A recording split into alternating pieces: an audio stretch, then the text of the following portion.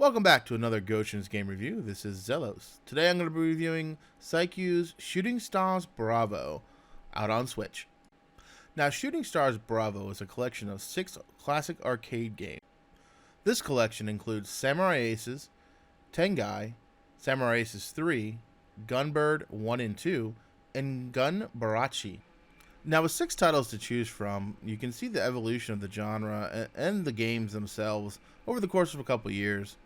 Between GUNBIRD 1 and GUNBIRD 2, you do see quite a bit of difference in the sprites and the backgrounds and how well it plays. Now, you're going to see some gameplay here at GUNBIRD 1 and 2, and I do want to throw a little disclaimer on here. I am bad at these games. You're going to see just how bad I am. Now, on the left-hand side, I'm going to have GUNBIRD 1 playing, and on the right-hand side, I'm going to have GUNBIRD 2. You can easily see the difference in graphics, background, smoothness of gameplay, as well as the enemy models and character models.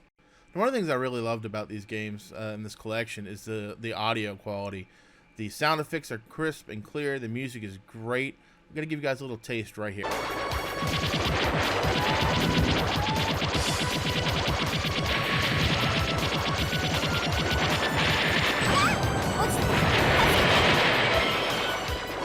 Even the game select screen has some great retro music.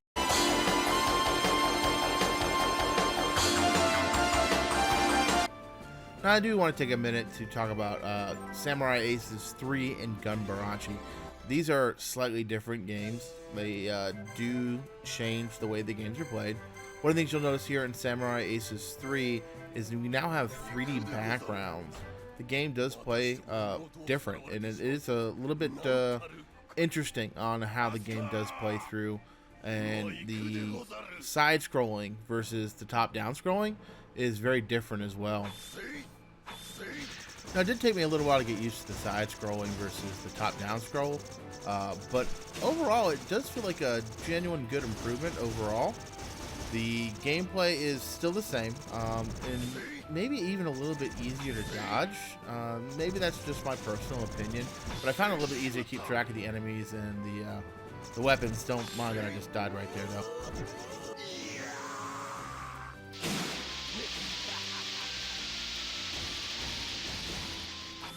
And one of the things you'll see right here is the abilities.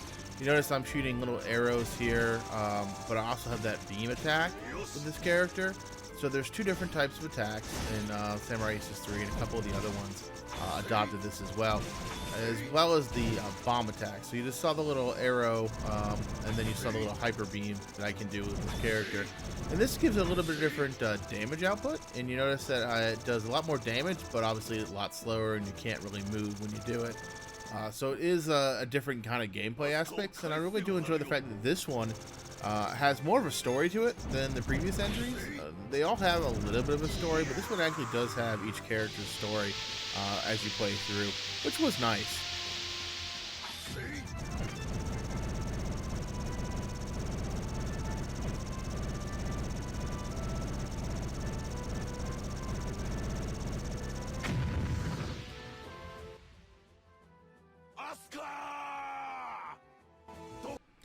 Now, to talk about GUNBARICH, this is a different beast entirely.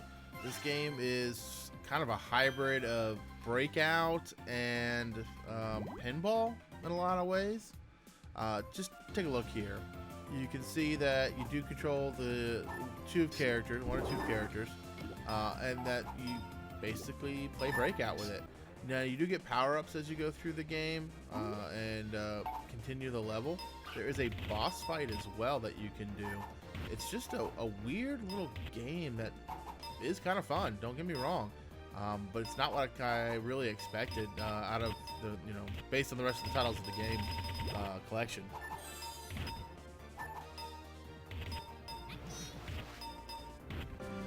Now, one of the other cool things that the collection has is the ability to go in and change the game settings.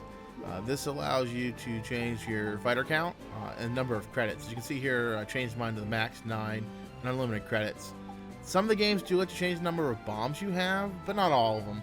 And then a couple of them do have other options in them. One of them does have the ability to change the final boss in the game, which I thought was really, really cool.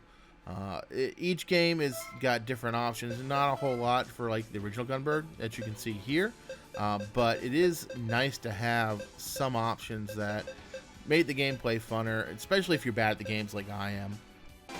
One of the really cool features that Shooting Stars has, both in the Bravo and Alpha version, is the fact that you have TATE mode, which lets you go ahead and change the game from a horizontal to a vertical mode with the Nintendo Switch, which is pretty novel. I really do enjoy that, and it's pretty cool in handheld mode, while I did play mostly in dock mode though. Overall, I really did enjoy Shooting Stars Bravo. While it's not normally a game I play, due to just not particularly being good at these type of games, I did have a lot of fun, and the options allowing you to have unlimited lives basically and credits really do make even the most, let's say, inexperienced players still have fun while playing. As far as arcade ports go, it doesn't get much better than this. So if you've got an itch to scratch for classic arcade games, or you're just looking for something fun to pick up and put down at your leisure, you can't do better than Shooting Stars Bravo, out February 18th for the Switch. This has been another Goshen's Game Review by Zelos. Have a great one.